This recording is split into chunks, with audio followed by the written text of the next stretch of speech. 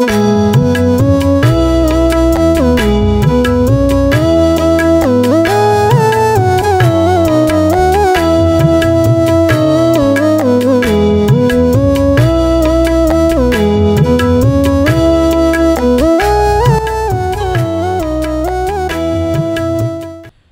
brothers and sisters in the Lord, ప్రభునందు ప్రియమైన సహోదరి సహోదరులారా, today's verse for our meditation is taken from the book of Galatians, chapter 2, verse 20. ఈ రోజు మన ధ్యానం కొరకు గలతీయులకు రాసిన పత్రిక 2వ అధ్యాయము 20వ వచనం నుండి తీసుకొనబడింది. I am crucified with Christ, nevertheless I live, yet not I, but Christ liveth in me. నేను క్రీస్తుతో కూడా సిలువ వేయబడి ఉన్నాను, ఇకను జీవించువాడను నేను కాను, క్రీస్తే నా యందు జీవించుచున్నాడు. This is one of the most beautiful and meaningful verses in the Bible. Bible గ్రంథంలో ఎంతో సుందరమైన అర్థవంతమైనటువంటి వచనం ఇది ఒకటి. It reveals many things about the one who wrote it. చూడండి, ఈ మాటలు రాసిన వాడు చాలా విషయాలు బయలుపరుస్తా ఉన్నాడు. This verse reveals so many things about the person who wrote it. ఈ మాటలు రాసిన వ్యక్తిని గురించి ఈ వచనాలు చాలా విషయాలు బయలుపరుస్తా ఉన్నాయి. Firstly, మొదటిదిగా it is evident that he was fully identified with Christ. ఆయన పూర్తిగా క్రీస్తుతో కూడా ఐక్యపరచబడ్డాడు అనే దానికి ఒక నిర్ధారణ. Since he said that he is crucified with Christ, ఎందుకంటే ఆయన క్రీస్తుతో కూడా సిలువ వేయబడి ఉన్నానని చెప్పాడు కదా. there is no greater degree of identification with Christ than this.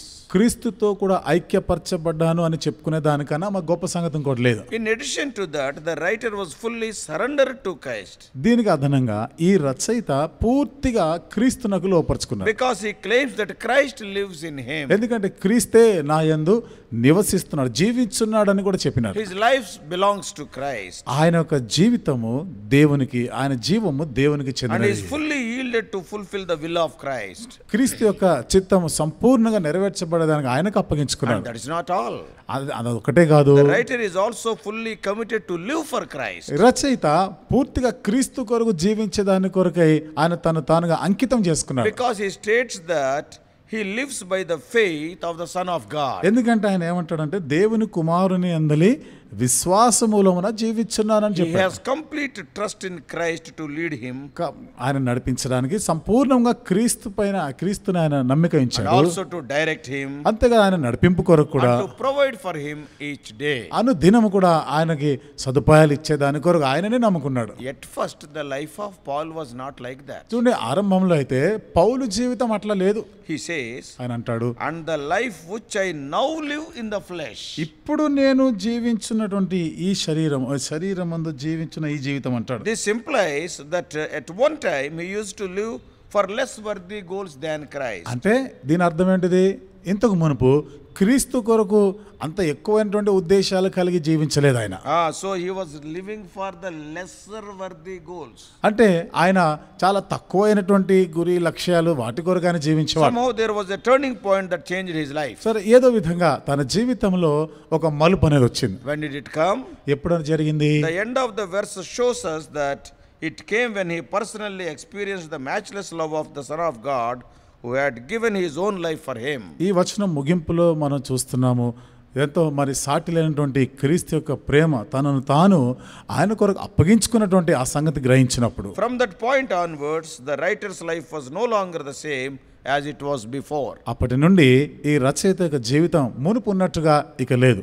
His old life was dead and gone. పాత జీవితం అయిపోయింది. He was crucified with Christ. క్రీస్తుతో కూడా సిలువ వేయబడ్డాడు. He now lived a new and better life which was entirely for Christ alone. ఇప్పుడైతే నూతన జీవితం, మరి శ్రేష్టమైన జీవితం, కేవలం క్రీస్తు కొరకే సమర్పించుకున్న జీవితాన్ని జీవిస్తున్నాడు. Let us see something about the early life of Paul.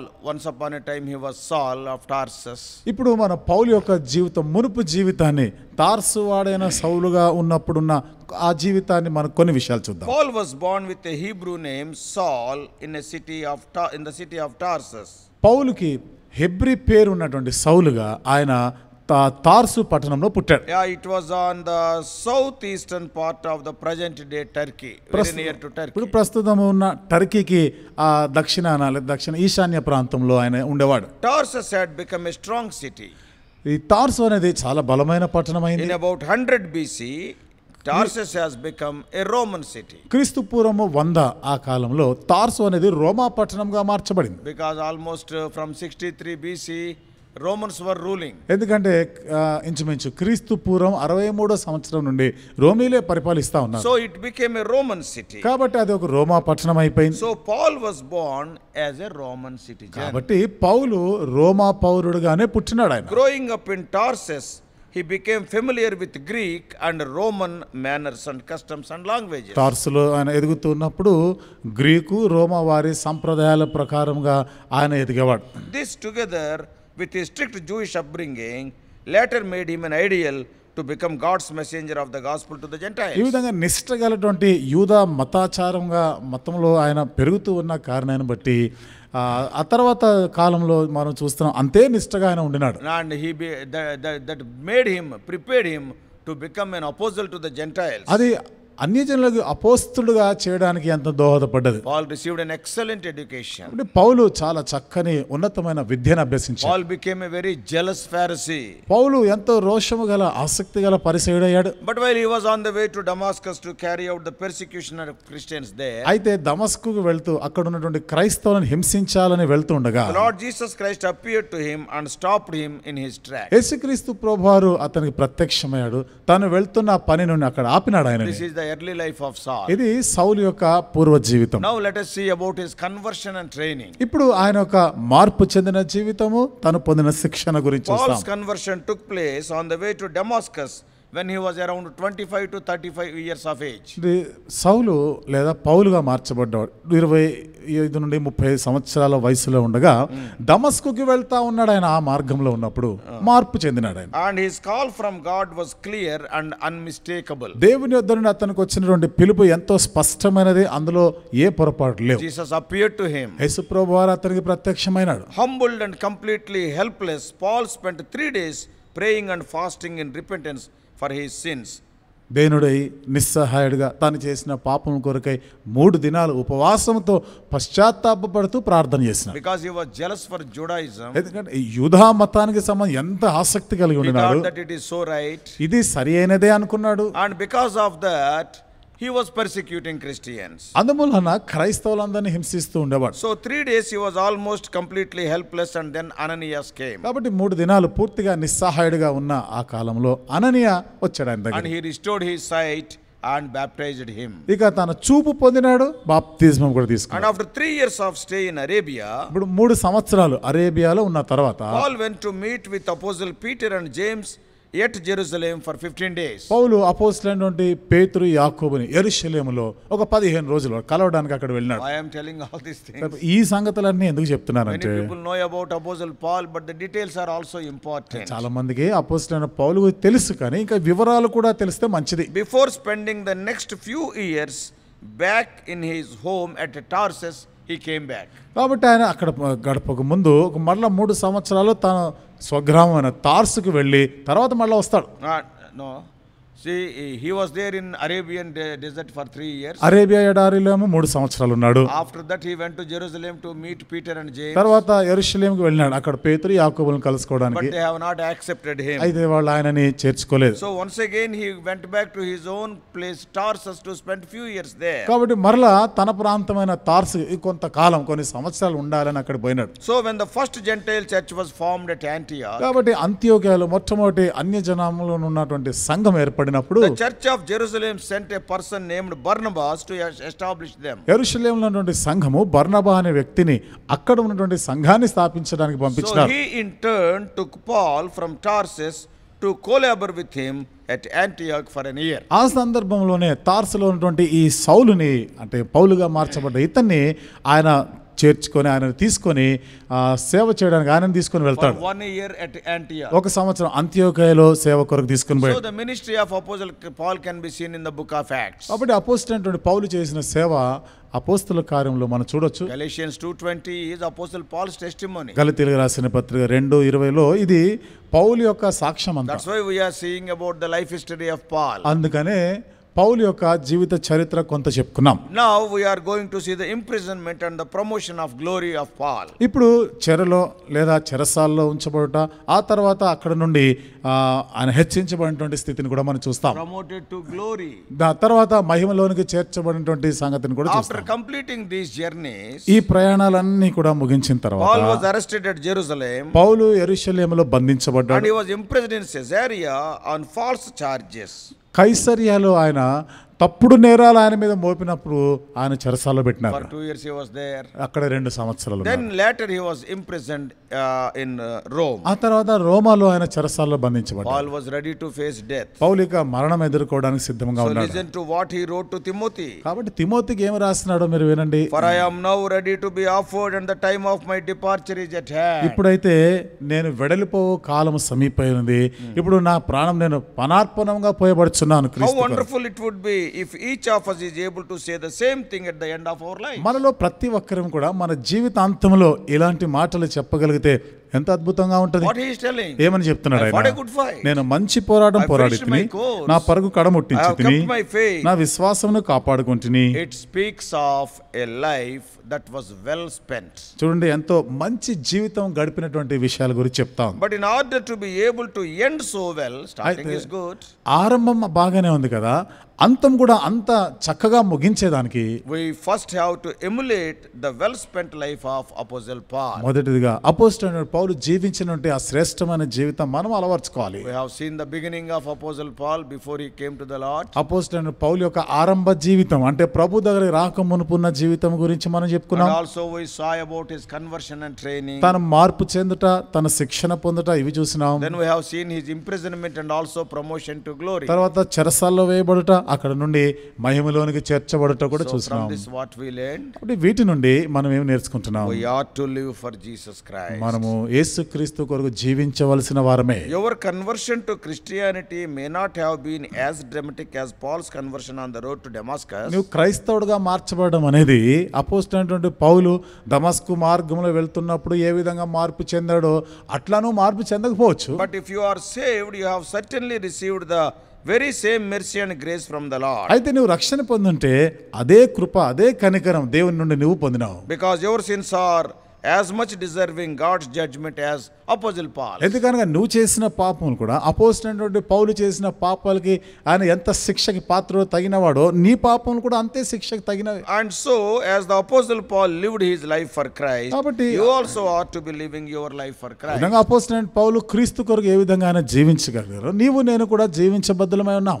And now the question comes, ఇప్పుడు ప్రశ్న వస్తుంది, how to live for Christ? ఏ విధంగా క్రీస్తు కొరకు జీవించాలి? Verse 17 tells us to do everything in the name of Lord Jesus. 17వ వచనం చెప్తుంది, సమస్తం కూడా యేసుక్రీస్తు ప్రభు నామమునందు చేయాలి. This means that we give glory and honor to his name. దీని అర్థం ఆయన నామానికి, ఆయనకి మనము మహిమని చెల్లించాలి. We acknowledge that it is by his grace and strength alone we can do all these things. ఇది కేవలం ఆయన కృపను బట్టి ఆయన బలపరిస్తేనే నేను సమస్తము చేయగలను ఒప్పుకోవాలి. So in practical terms, verse 17 means that in whatever you do in word or deed, whether it is work or play, or traveling or eating or even sleeping, you should always be ready to acknowledge the glory of God. క్రియాపూర్వకంగా మనం చెప్పాలంటే మనం ఏమి చేసినా, ప్రయాణంలో ఉన్నా, ఒక స్థలంలో ఉన్నా, భోజనం చేస్తున్నా కానీ, ఒక స్థలంలో నిలకడగా ఉన్నా, మనం ఏమి చేస్తున్నా కానీ అంతే కూడా దేవుని మహిమార్థమయ్యే చేయాలి. This is the attitude that you must have for everything you do. కాబట్టి నువ్వు చేసే ప్రతి దాంట్లో కూడా ఇదే నీ వైఖరే ఉండాలి. You have to put all your heart in it.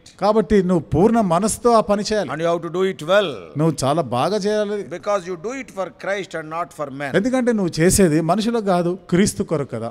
Do all things as if Christ is going to check the quality of your work. కాబట్టి నువ్వు చేసిన పనులన్నీ కూడా ఒక దినాన దేవుడు పరీక్షిస్తాడు అనేటువంటిది దృష్టిలో పెట్టుకొని చేయాలి. Undoubtedly he will one day assess the quality of all your labor on earth and will reward you accordingly. నిస్సందేహంగా భూమి మీద నువ్వు చేసిన పనులన్నిటిని ఆయన పరీక్షించనే ఉన్నాడు. దానికి అనుగుణంగానే నీకు జీతము, బహుమానం కూడా ఇవ్వనే ఉన్నాడు. In verse 23, 23వ వచనంలో we see that the prospect of being rewarded by the Lord is found in the following. కాబట్టి ఆ తర్వాత మనం చూస్తాం ప్రభు ద్వారా ఆయన ఏ విధంగా What వృద్ధిలో is the prospect we will get if you follow Christ? క్రీస్తుని వెంబడించడం వలన ఆ తర్వాత మనం ఏమి పొందుతామో అది రాయబడి ఉంది. Thus by studying verse 17 and 23, ఆ విధంగా 17 17-23 వచనాలు చదవటం we ద్వారా have seen two aspects of living for Christ. క్రీస్తు కొరకు జీవించే దాని కొరకు రెండు సంగతులు చూస్తున్నాం. Number one, మొదటిది doing everything gratefully in His name. సమస్తం కూడా ఆయన నామమును బట్టి కృతజ్ఞతాపూర్వకంగా చేయాలి. Secondly, రెండవది doing everything heartily as unto Him. సమస్తం కూడా ప్రభువునకు వలెనే హృదయపూర్వకముగా చేయాలి. And this is why Christ should be the center of our life. ఈ రీతిగా క్రీస్తు మన జీవితంలో కేంద్రమై ఉంటారు. There is not a thought we can think without Him. చూడండి, ఆయన కాకుండా ఆయన లేకుండా మనం ఒక తలంపు కూడా We తలంచలేము. cannot talk a word without Him. ఆయన లేకుండా ఆయనకు వేరుగా ఒక్క మాట కూడా We cannot మాట్లాడలేము. do any deed without Him. కాబట్టి ఆయన కాకుండా ఆయన లేకుండా మనం ఏ పని చేయలేము. There is not a day or an hour or even a second of our lives that can go by without Him. మన జీవితంలో ఆయన లేనిదే, ఆయన మనతో కూడా లేకుండా మనము ఆ దినాన్ని గడపలేం, ముందుకు సాగలేం. Doing this can be quite challenging because the world we live in is opposite to Christ. ఈ విధంగా చేయటం ఇది సవాలుతో కూడినదే, ఎందుకంటే ఈ దినము లోకము దేవునికి విరోధముగా ఉంది. But from the life of Apostle Paul, we are encouraged to live like that. అయితే అపోస్తలుడైన పౌలు జీవితం ద్వారా ఈ రీతిగా మనం చేయగలం అనే దానికి ఒక ప్రోత్సాహం And బలపరచబడుతున్నాం. so we have seen that Christ must be involved in everything we do and in all our relationship at work and at home.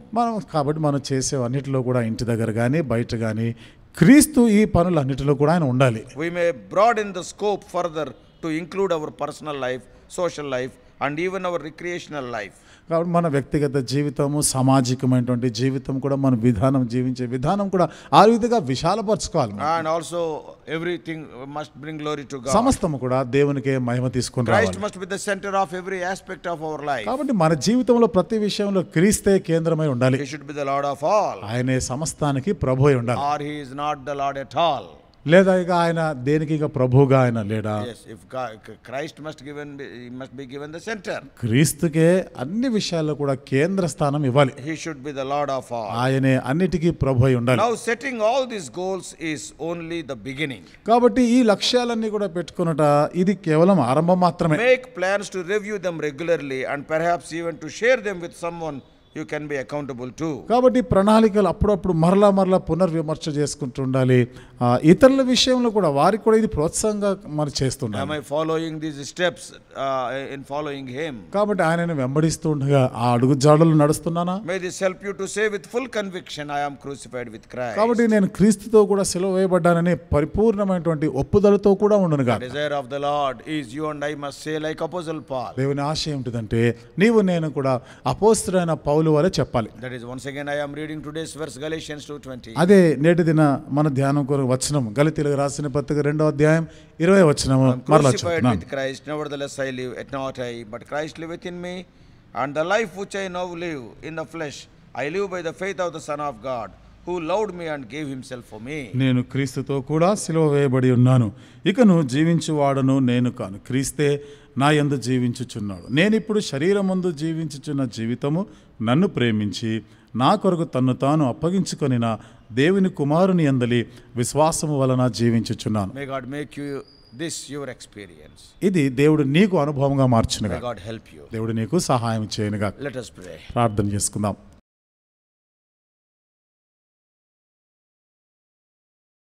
Loving Heavenly Father, ప్రేమగల మా పరలోకపు our తండ్రి, gracious God, కృపగల మా దేవా, Lord, we thank Thee for the challenging life of Apostle Paul. అపోస్తలుడైన పౌలు ఒక సవాలుతో కూడిన జీవితాన్ని బట్టి వందనాలు చెల్లిస్తున్నాం. O Lord, though he was born as a staunch Pharisee, దేవా, ఆయన ఎంతో నిష్ఠగల ఒక పరిసయుడుగా అతను పుట్టినప్పటికీ, though he was the master of the law, ధర్మశాస్త్రం అంతా కూడా బాగా చదివినవాడైనా, O Lord, the day when you met him on the way to Damascus, O Lord, he turned unto you. అయితే దమస్కుకు వెళ్తున్న ఆ మార్గంలో నీవు సంధించినప్పుడు నీ వైపుగా మళ్లించబడ్డాడు. And we have seen about his past life and the conversion. తన పూర్వస్థితిని మార్పు చెందిన తర్వాత జీవితం గురించి కూడా చెప్పుకున్నాం. Though he was discouraged, O Lord, we thank Thee for using Barnabas to encourage him. దేవా, ఎంతో నిరుత్సాహంలో ఉన్నా కానీ బర్నబా ద్వారా మరలా ప్రోత్సహించబడడానికి మీరు చేసిన సహాయం. Though he was rejected by Peter and James at Jerusalem, we thank Thee he was invited at Antioch through Barnabas. యెరూషలేములో పేతురు యాకోబుల ద్వారా ప్రభు అతను తృణీకారానికి గురైనా కానీ బర్నబా ద్వారా మరలా ప్రభు అంత్యోకయకి తీసుకొని రాబడ్డాడు. How wonderfully thou hast used him.